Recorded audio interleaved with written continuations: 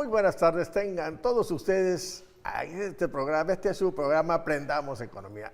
Aquí estamos transmitiendo el canal 35 de TV UJAT y si va manejando, escúchenos en el 107.3 de FM y aquí en el estudio estamos saludándolos a ustedes y saludamos a todos aquellos que nos ven ahí en casita, a este público tabasqueño y no tabasqueño que también sintonizan el canal 35 de TV UJAT. Y bueno, este es un programa de la División de Ciencias Económico-Administrativas y del Centro de Comunicación de la UJAT. Pues vamos a tener un programa bastante interesante. Antes de mencionárselo, me permite presentar a mis amigos que me acompañan. Bolívar. Bueno, buenas tardes, maestro Paz, maestro Gilardo, barriendo por 6. Es un programa interesante hoy, novedoso y además interesante. Le invitamos a que nos acompañen ahora.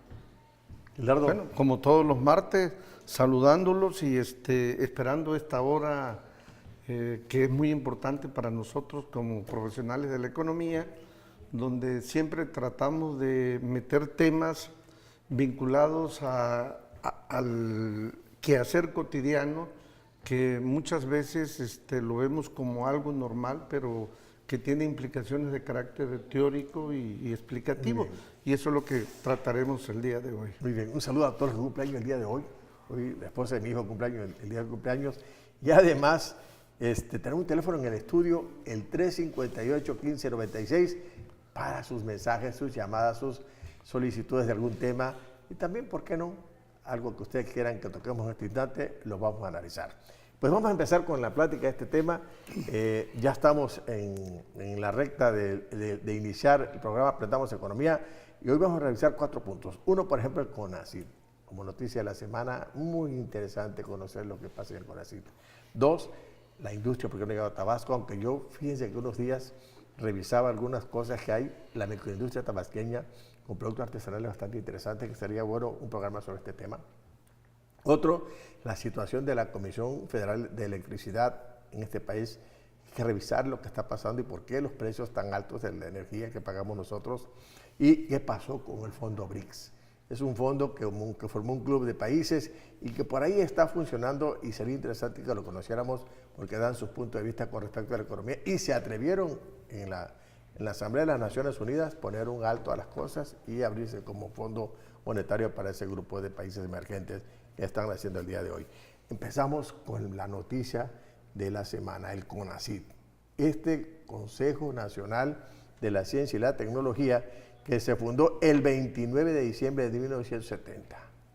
Este organismo, como función importante, es un organismo descentralizado, administración, con patrimonio propio, con responsabilidad de elaborar las políticas públicas de la ciencia y tecnología en México, y desde su creación hasta el día de hoy se presentaron 2 reformas, una ley para promover el desarrollo científico y tecnológico, y otra, la de ciencia y tecnología.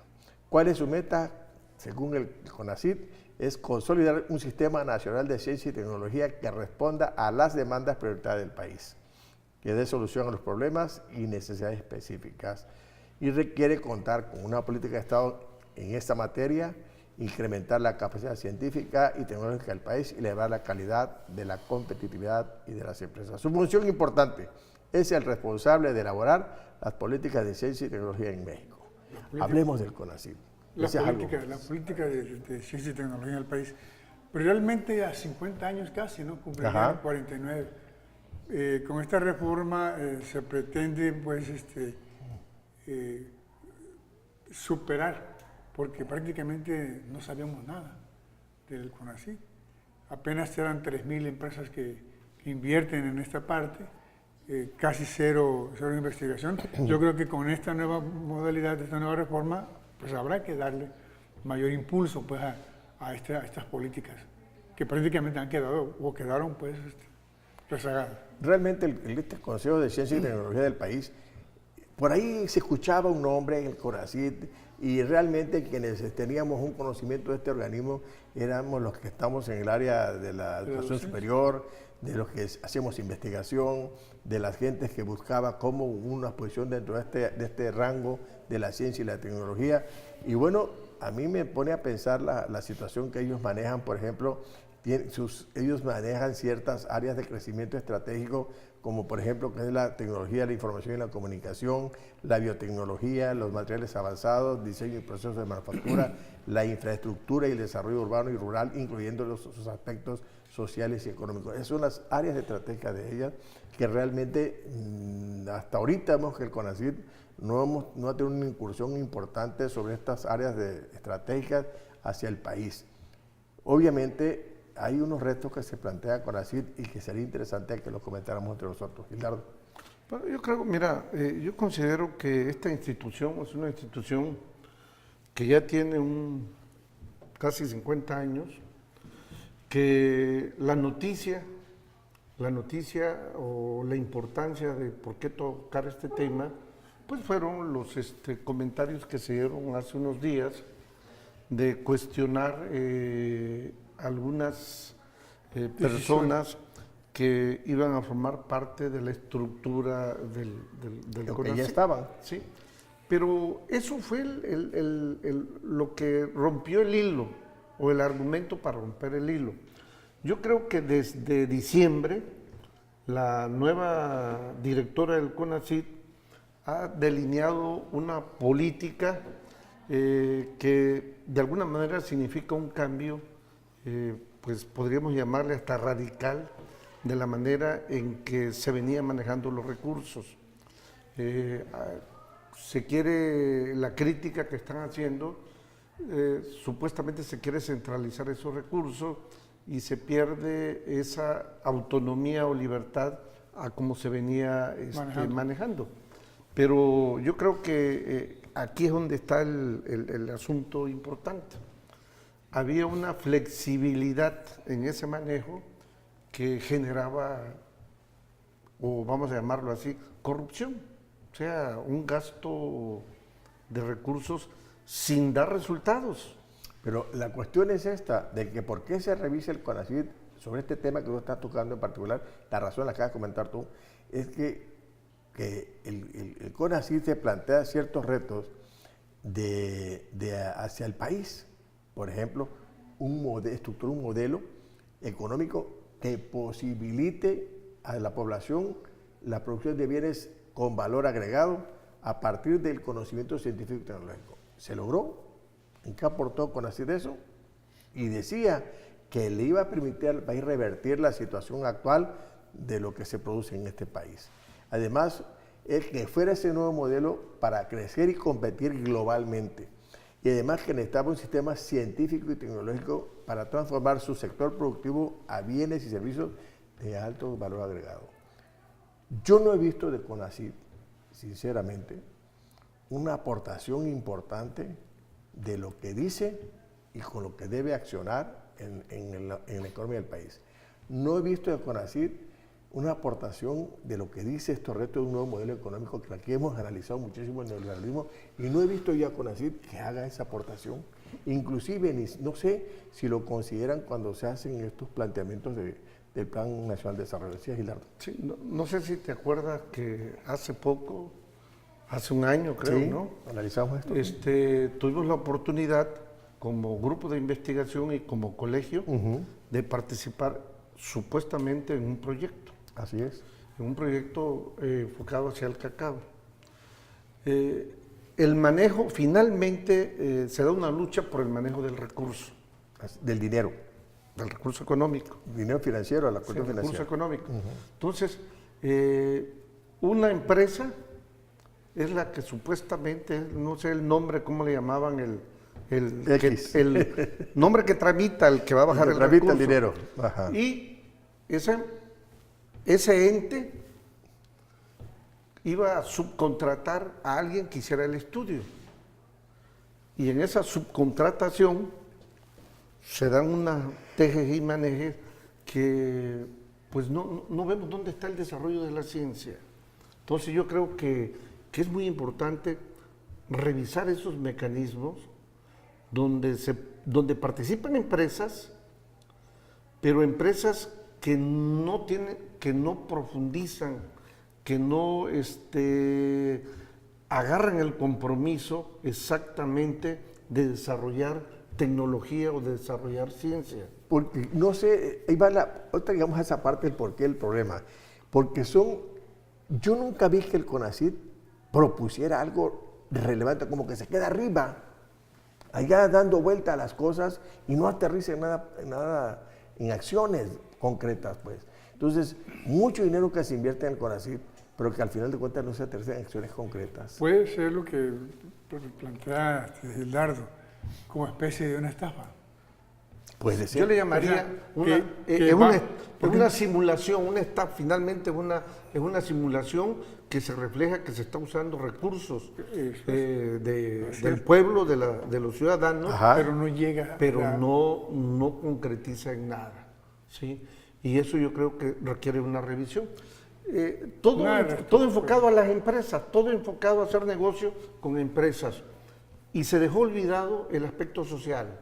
O sea, creo que el Estado mexicano, en el enfoque de desarrollo de las ciencias sociales, las ciencias humanísticas, deben de jugar un papel muy importante con la finalidad de vincularse a las comunidades rurales. Al desarrollo social. Que se han ido marginando. Por eso. Y todos no hemos estado centrados en ver cómo hacer negocio, cómo vamos a ir a esas comunidades para exprimirlas más de lo que ya están, de por sí están exprimidas.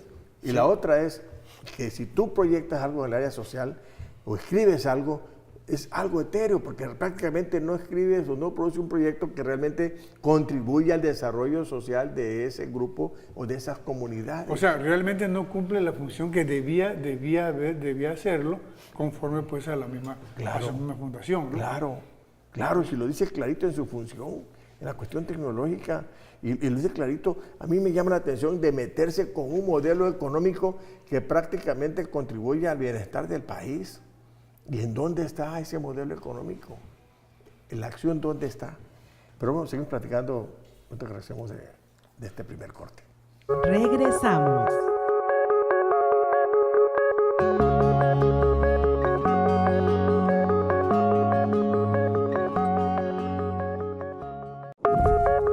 Continuamos.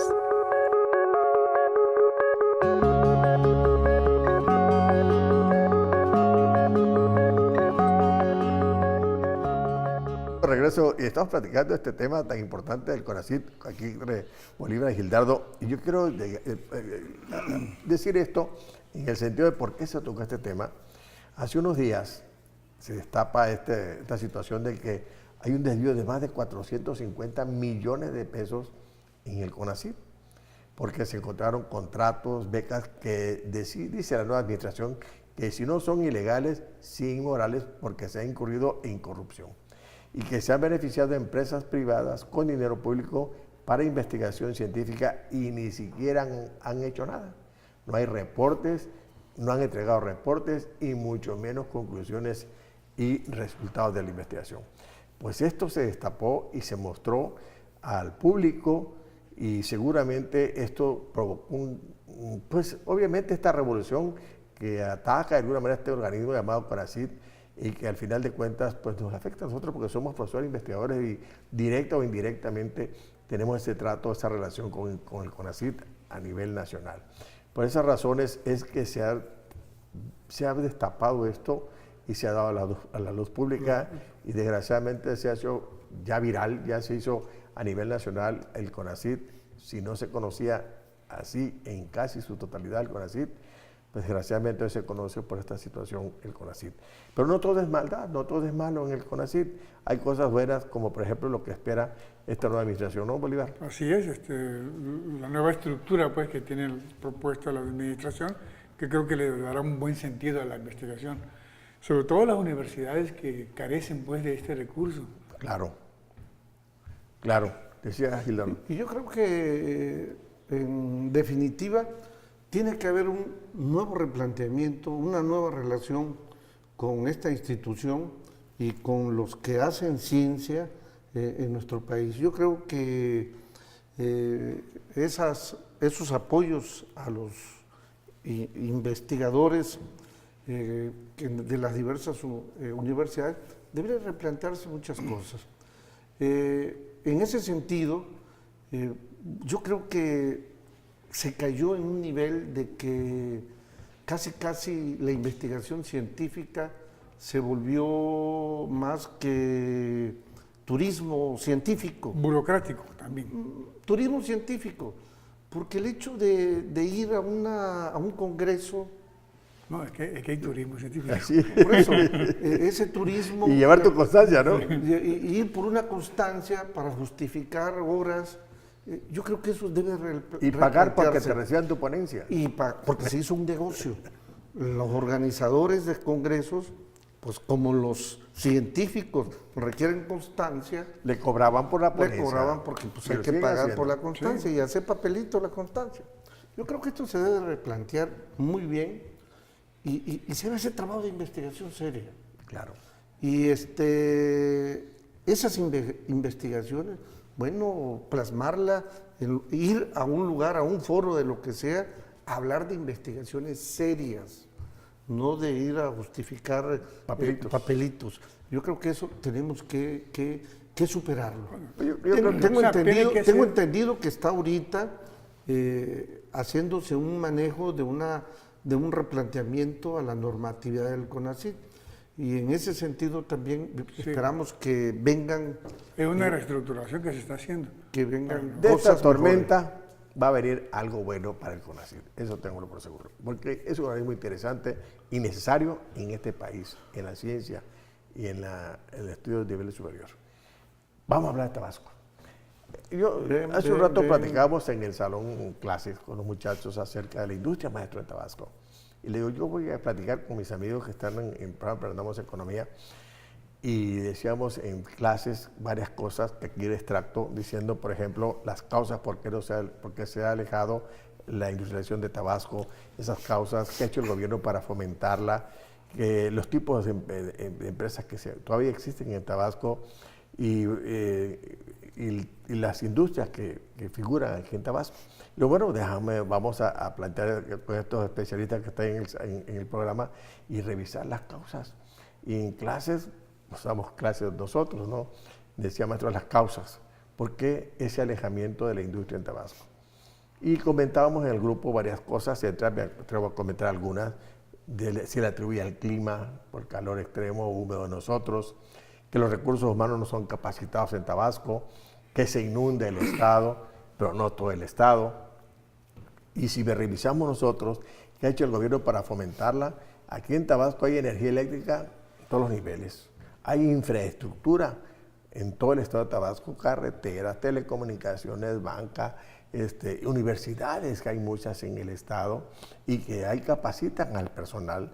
Y luego les decía yo, además se ha creado, el gobierno ha impulsado a la industria, ha contribuido a través de parques industriales, por ejemplo, el que está aquí en la ciudad industrial, el que está acá rumbo a Cárdenas, el que está en Cunduacán, el Business Center de Cunduacán, el de Dos Bocas que se creó, en fin, hay apoyos que el gobierno ha creado para infraestructura que ha creado el gobierno para impulsar la industria en Tabasco. ¿El por qué se ha alejado? Te pregunto, Bolívar. Mira, yo siento que el por qué la economía ha dependido de una sola actividad.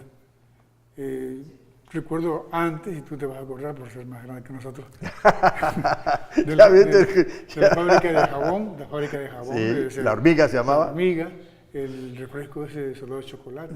No, no, ese es yuca. El collame, la gaseosa. Todas esas. El collame estaba en Tapijulapa, el refresco Tapijulapa que estaba en O sea, Talpa. esas quedaron en el olvido. Eran microempresas. Pero quedaron en el olvido, inclusive Claro, cerraron. claro. ¿Y qué pasó ahora? Que la economía fue en torno a Pemex, en torno a esa actividad. Las otras fueron, si no desapareciendo, fueron absorbiéndose.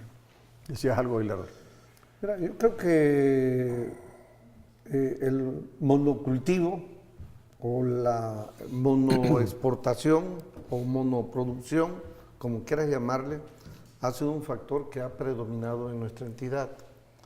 Pero no es todo el causal de por qué no tenemos nosotros una industria, ¿sí? Tenemos 6 parques industriales donde se ha invertido infraestructura.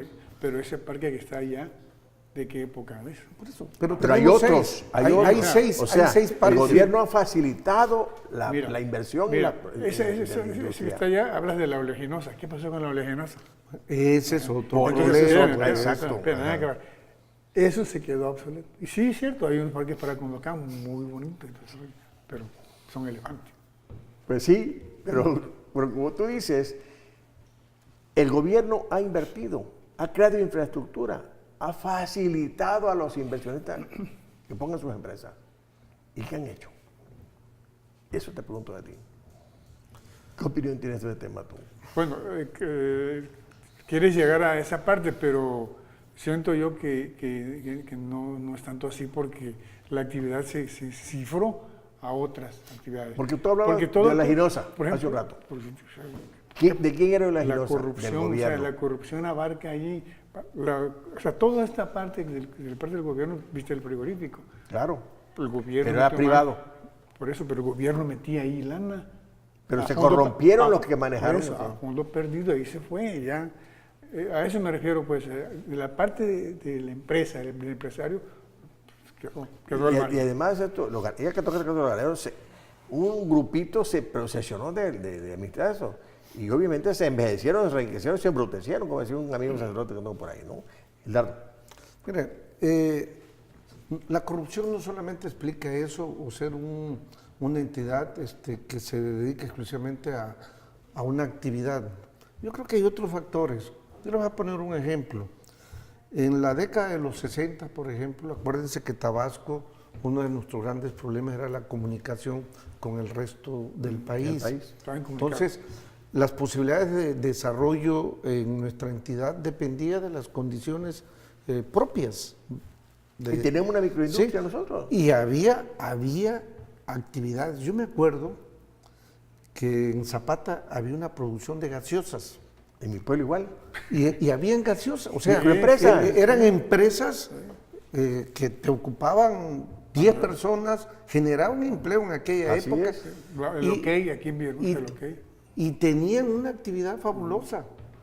Pero nada más entró la comunicación con el resto del Y país. rompió con la economía del Vino Estado. la Coca-Cola, la Pepsi, todas Las las empresas transnacionales. nacionales y destruyeron toda esa actividad, vamos a llamarle agroindustrial Eran microempresas, y industriales. microempresas Mira, que teníamos hace un en rato la decía entidad. el Bolívar, los cerillos que hacían aquí, los jabones, El jabón la- Octagón, aceites, Los aceites. sí,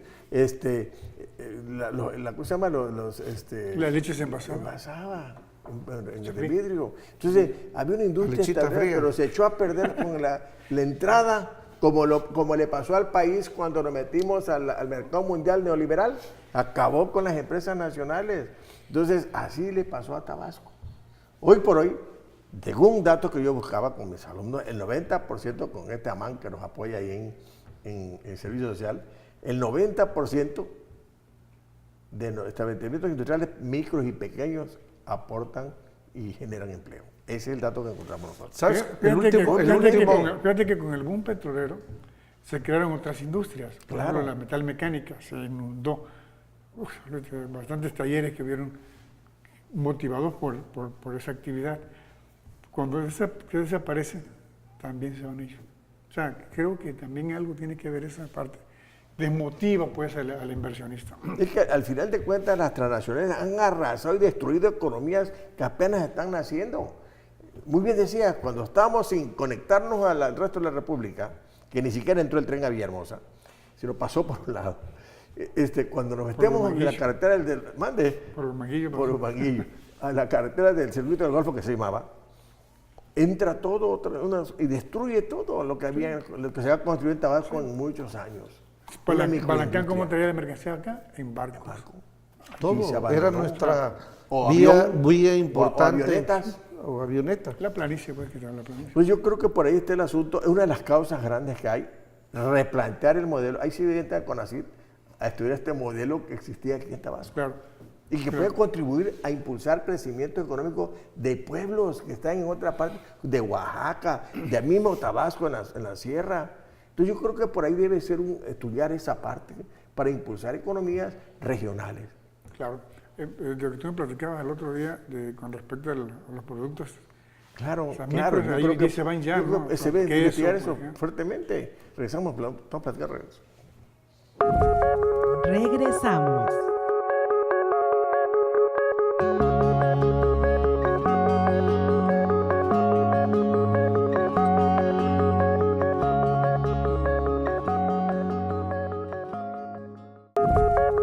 Continuamos.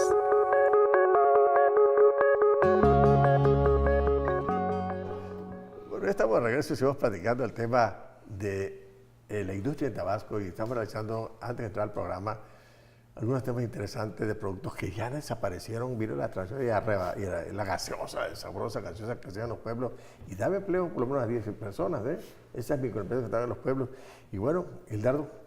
Sí, yo creo que el caso de Tabasco, como del el sur, a excepción de Yucatán, porque los yucatecos, ellos sí Cerraron. lograron Conservar su implementar un Pero es que se proyecto cerraron. propio. Así Se es, cerraron. pero Y lo lograron, Lo lograron. No dejaron entrar mismo, ¿no? Así es. El problema, o sea, a nosotros el detalle, lo que prevalece actualmente es las empresas familiares y las micros.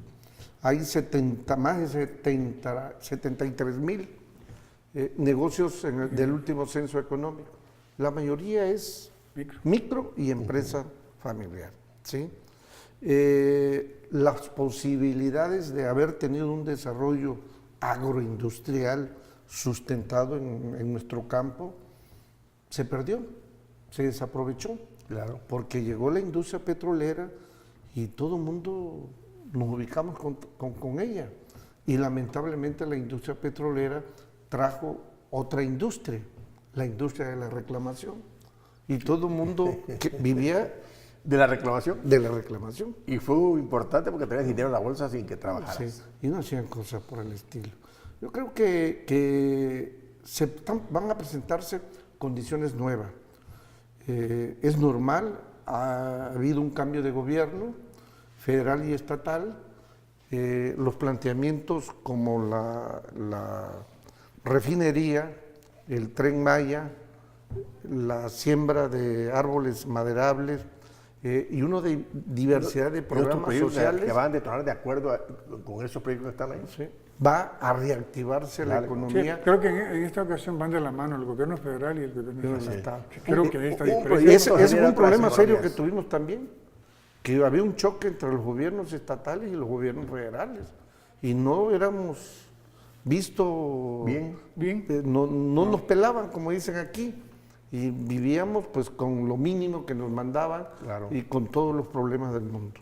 Yo creo que por ahí va el asunto. Y yo creo que el otro día estaba yo por la Crepa, por el Paseo de Tabasco, un restaurante que fue como era ahí. Allá abajito hay una tienda pequeña y entré. Yo creo que vale la pena hacerle comentar a la persona esta, la señora esta, oiga, ¿ves una serie de productos tabasqueños, Hildardo Bolívar, que yo desconocía? Le digo, ¿tú un censo de todos estos productos tabasqueños que hay? Sí. Y pasta procesada de ajo con no sé qué hecho en Tabasco. El famoso platanito deshidratado, ahí lo encuentras. Yo creo que vale la pena, le digo a la señora, un día voy a platicar con usted para entrevistarle, porque hay muchísimos productos artesanales, le llama ella, de Son microempresas, artesanales. que se deben promocionar o se debe apoyar este tipo de negocios para que resurja la industria tabasqueña, que se ha ido quedando. Y bueno, por ahí está el asunto. Yo creo que por ahí hay que impulsar esto que es de nosotros.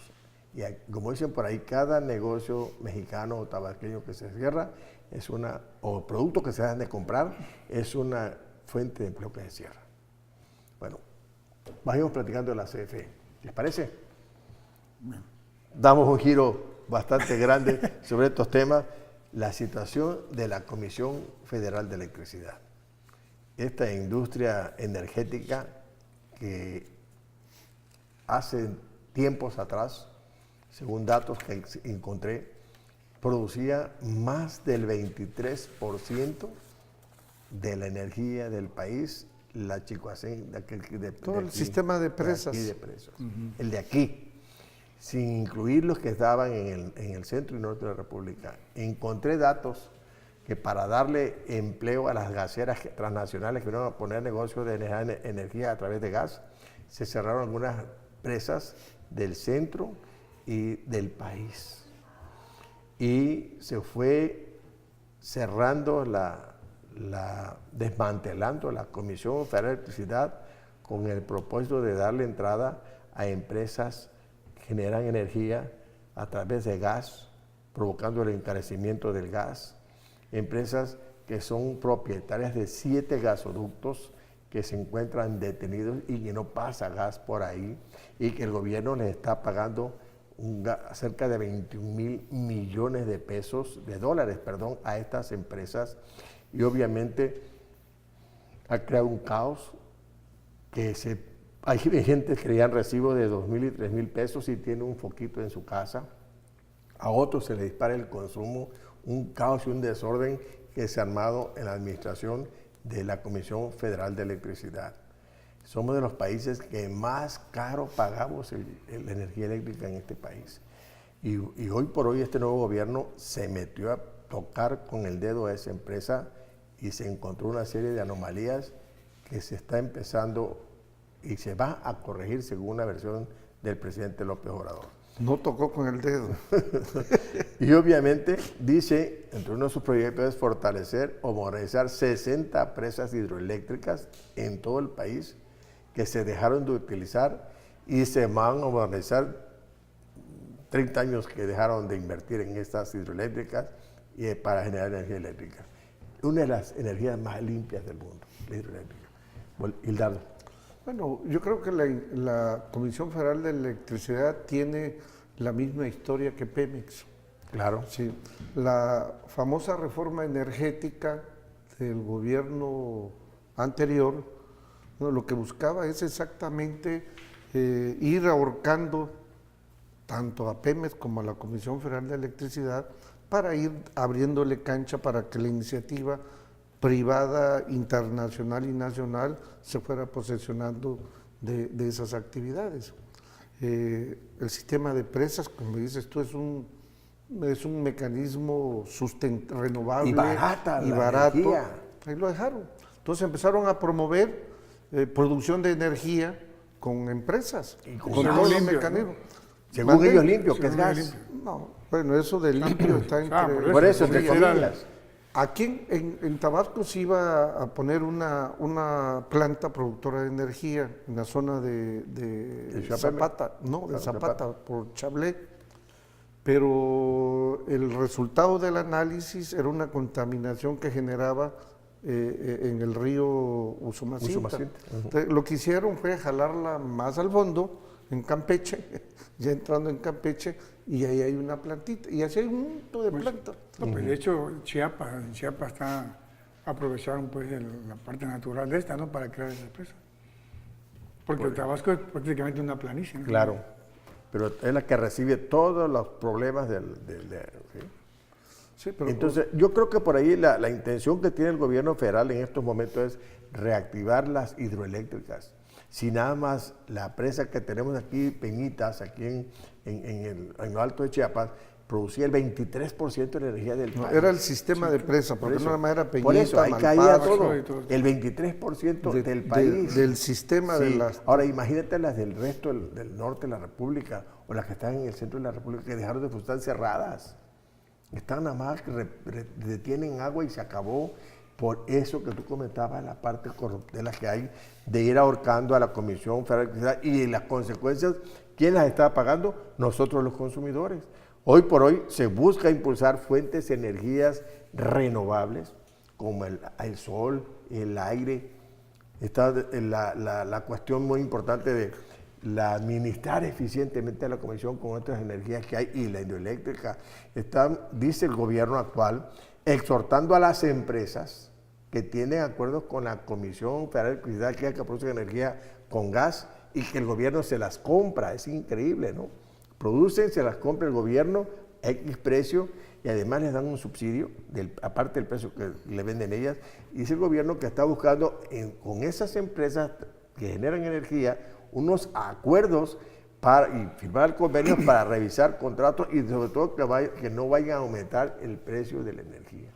porque ellos producen energía a través de gas y ese consumo de gas que se hace en las empresas que producen energía ha propiciado el aumentar el precio del gas doméstico que usamos nosotros. No, porque lo importamos la mayor parte pero del aunque consumismo. se provoca, la demanda provoca aumento de precios. Y obviamente esa es la idea que tiene el gobierno actual, que toda la energía se produzca, que el gobierno tenga presencia en esos sectores energéticos que son vitales para el desarrollo de la nación. Pero fíjate que hay un tope, creo yo que el eje del manejo de los precios de las tarifas eléctricas va a estar sustentado de que nunca se va a incrementar por encima a la inflación. Entonces, ese es un factor, tiene que estar por debajo, porque si sube por arriba de la inflación, ya en automático las tarifas eléctricas se vuelven una causa para que la inflación propicie más inflación. Entonces, es una estrategia mínima, que creo que los tecnócratas usaban todo lo contrario. El costo era tanto por el costo por la producción privada de la energía. Curiosamente, estos inversionistas nada más se quedaron en la producción, nunca se atrevieron a meterse a la distribución. Tenían algún tipo de explicación, no querían problemas de carácter social y político. Sabes que la distribución hay problemas con los diablitos y los diablotes, y ellos para no meterse en broncas o gente que no paga, y en ese sentido mejor dicen, no, te vendemos. Y te vendemos en los costos, con los estándar mundial, donde pues importando gas para producir energía eléctrica, y el gas ahorita ha agarrado un precio en el mercado internacional que no nos beneficia absolutamente en nada. Decías, Bolívar. Sí, lo que comentaba Gildardo, que bueno, de hecho ya dijo el presidente, pues, que esa orden que acaba de decir Gildardo, de que los precios no van a estar por encima de la inflación, para mantener esa parte. Iba a haber un beneficio, caray. Pero también hay el rumor de un desabasto también, apareció la semana pasada. ¿De energía eléctrica? De energía. De energía. Pero como rumor, porque también van a encontrar algo allí. O sea, hay algo ahí, no creas, si tocas ahí, si hay, por ejemplo, una cosa que decía el presidente era, de que hay 7 gasoductos que manejan estas empresas que están ahí, del grupo. Entonces, no están transitando gas por esos gasoductos y les está pagando el gobierno, pase o no pase gas, porque faltan un tramo de 100 metros para concluirlo. O sea, ese tipo de corruptelas que hay en estos negocios de la Comisión Federal de Electricidad. Yo creo que por ahí van a seguir apareciendo cosas y va a haber un gran problema grave. ¿Quién se beneficiará con esto? El consumidor, porque va a ser precios bajos de energía. Seguimos platicando al regreso, ¿les parece? Regresamos.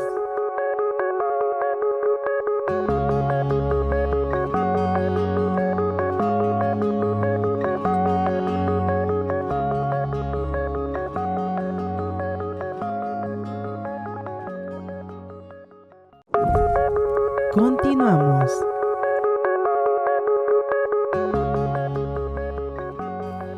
Seguimos platicando sobre este tema de la Comisión Federal de Electricidad, aquí con Bolívar y Gildardo, y vamos cerrando el tema, ¿les parece? Gildardo, ¿cómo me quieres contar? Yo creo que el comentario que hacía Bolívar de que se filtró de que podríamos tener apagones usando el argumento de que viene periodo de secas, pero no estamos produciendo la energía en las empresas, sí, sino que son otro tipo de gas producción. Bueno, es que ahí se refleja la importancia de la producción de los energéticos, no solamente la energía eléctrica, sino la gasolina. Eso es seguridad nacional. O sea, esta gente en cualquier momento sencillamente dejan de producir. Y el abasto que le dan al consumo a nivel nacional es casi el 50%. Imagínate si alguna empresa de este tipo de inversión extranjera se negara a producir la energía eléctrica, nos metió en un problema, porque dependemos de ello. Y sería interesante, fíjate, yo lo veo ahorita que haces este comentario, sería interesante que lo hicieran, porque es un argumento más para acá, ¿saben qué? no funciona este tipo de generador de energía y retomamos la idea de las hidroeléctricas y el sol y el aire. Punto. No creo que se atrevan a tanto estas personas, a pesar de todo lo que sienten y piensan. Pero bueno, hay que estar pendiente, como tú decías. Sí, ¿no? hay una presión, hay pendencia, no sé, como que estar alerta, ¿no? Hay que estar alerta. Yo creo que por ahí va el asunto y yo creo que la Comisión de Electricidad va a mejorar. El gobierno actual tiene la intención y el deseo de que esta industria, el generador de energía eléctrica, siga adelante y cumpla su función de generar energía para el país y los consumidores. ¿Les parece?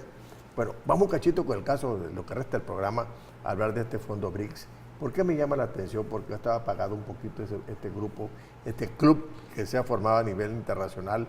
El caso de Brasil, ¿no? Que Brasil está calladito y analizaba, comentaba Putin, el de allá de Rusia, el caso de que se reunieron y resulta que el gran ausente creo que fue Brasil.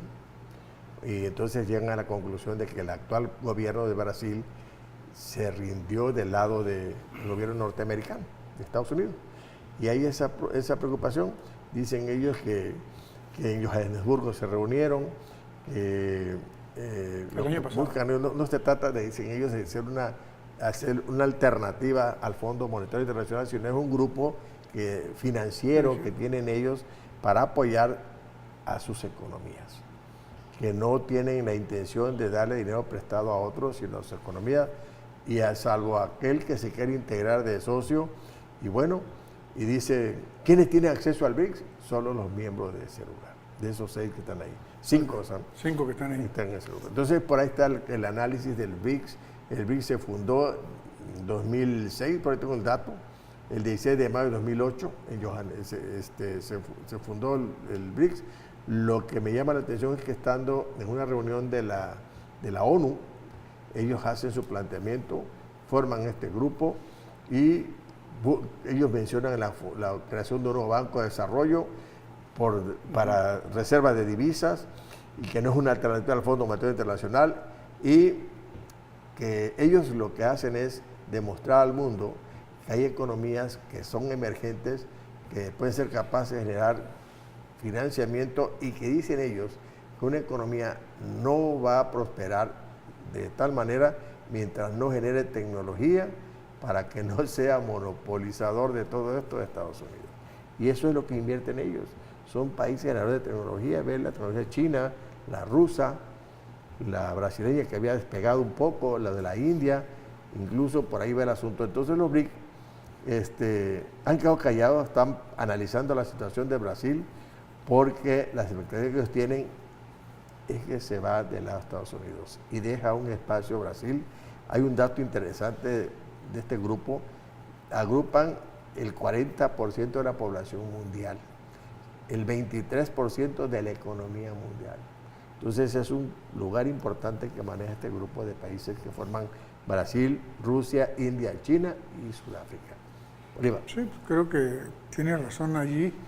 Yo le argumentaría otra cosa más con respecto a no la rendición, sino que el apoyo que dio Estados Unidos al gobierno de Brasil para que ganara ese candidato, pues claro, que era hasta el doble de Trump. Ajá. Pero también se está viendo claro la filtración de Estados Unidos en todo lo que es Sudamérica, ¿no? Ya entró en Venezuela, ya está en Colombia. O sea, como que hay algo allí, bueno, yo te pongo acá, ¿no? Claro. Por la otra parte, pues la guerra que tiene China con Estados Unidos. La guerra comercial. Creo que eso también está afectando. En esta última reunión, pues lo que se trató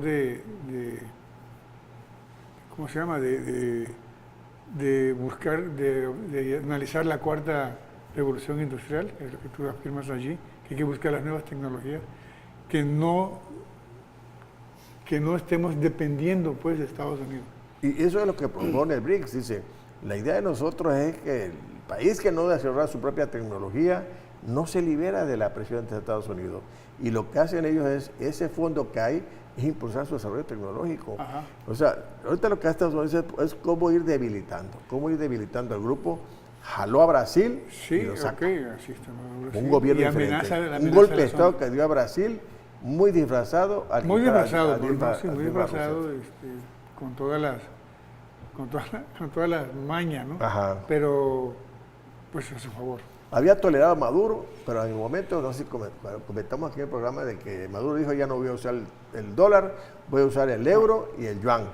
Cuando vi esa parte no dijeron nada, ahora están buscando ya dejar a un lado a Maduro, porque no lo toman en cuenta, pero no les afecta. Ahora ya, cuando ven la parte financiera, Sí, sí, bueno, ya. quitamos gente. Entonces, es una actitud del imperio. El imperio contraataca.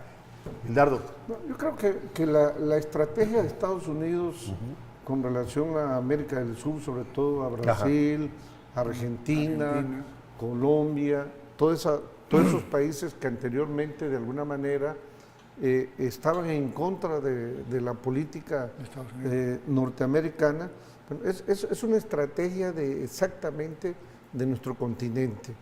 Yo creo que el recuperar políticamente esos países para Estados Unidos, de alguna manera representa rescatar su hegemonía aquí en América Latina. Lo de las BRICS, yo siento que este es un proyecto que lamentablemente no se ha consolidado bien por los intereses de los diferentes países que integran estos 5 países, ¿no? Brasil juega un papel muy importante, no solamente en el PIB. Claro, sí. Son las economías emergentes más desarrolladas las que forman este grupo de países. Imagínense ustedes estar concentrado aquí el 40% de la población mundial, Y el 23% de la economía mundial. lo que significa el potencial de mercado que hay en 5 países. El que la quinta parte de la economía Del mundo se produzca Ahí. en esta En esa zona región. también es excedente. Pero si vemos otro factor, las reservas, casi son 5 billones de dólares que estos 5 países tienen en sus reservas en dólar, nada más en dólar. Sí, porque China y Rusia, aparte de dólares, tienen oro, tienen metal oro como reserva y tienen una tendencia a resguardar metal oro para ir sustituyendo al dólar. Entonces, es un potencial, pero políticamente ahorita no está con problemas. Está con problemas porque le están sacando ya de la jugada a Brasil.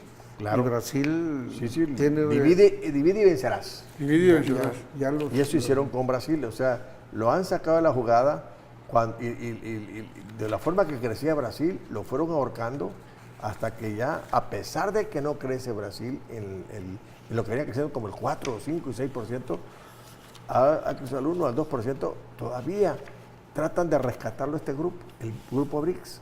Y en las reuniones que han tenido ellos, obviamente han tenido buscar cómo acercar a este grupo. Ya Putin dijo el otro día, en esta reunión, le preguntaron: ¿y más socios consideran ustedes? Por el momento no, pero al decir por el momento no, se están contemplando que otros grupos se alíen al grupo BRICS. Y si se suman más grupos a esa cuarta parte, como decía atinadamente Hildardo, de la economía mundial, imagínate que le quiten la mitad de la economía mundial al gigante. Sí. Eso está, lo dije en broma y en serio, contraataca el imperio. Va buscando, ya no es fácil aventarte el ejército para que te quiten de gobierno, pero busca las estrategias de cómo ir debilitando. Y una fue esa, precisamente, ¿no? Claro, Alejar a Brasil en este caso y hacer conflicto en la zona. la zona ha tratado, dicen los BRICS, decía Putin, India ha querido proponerle cosas a India tecnológicas, y India se ha aguantado. Ha creado el conflicto porque hay que tener una diferencia con el Himalaya, India y China. A pesar de eso se han tolerado India y China. Y Estados Unidos está buscando debilitar, sacar de la jugada a India para seguir debilitando al grupo BRICS. Pero hasta ahorita los indios han resistido. Y al rato si le suman más gente, si le suman más grupos, si le suman, creo que los de turcos están queriendo integrarse a esa parte, los iranios quieren meterse a esa parte y por irse va al mundo. Pero yo creo que vamos a ir cerrando ya el programa porque ya estamos en la recta final. Vamos concluyendo yo creo esto. que ¿Te parece? este grupo tiene problemas de integración, es lógico, los intereses geopolíticos y económicos así lo determinan. Sin embargo, de la crisis del 2008 sirvió mucho para que estos países que iniciaron 4, luego integraron a Sudáfrica, pues están definiendo políticas comunes contra el imperio y contra todo. Mori, vamos contigo. Y rapidito, porque nos hablaron de Bueno, a mí me gustaría en el punto anterior considerar la industria en el Estado de Tabasco. Hay que considerarlo esto como un punto clave en este nuevo gobierno. Antes de cerrar el programa, tuvimos un llamado del público haciendo un comentario de que las cosas que se dieron en Tabasco, ¿no? El terreno de oleaginosa y lo de los ganaderos, que se vendieron al precio más bajo y afectando a este sector. Lástima que nos hablaste tarde, mi queridísima compañera, y próxima semana te digo tus comentarios. Nos vemos el próximo martes, ¿les parece? Hasta pronto.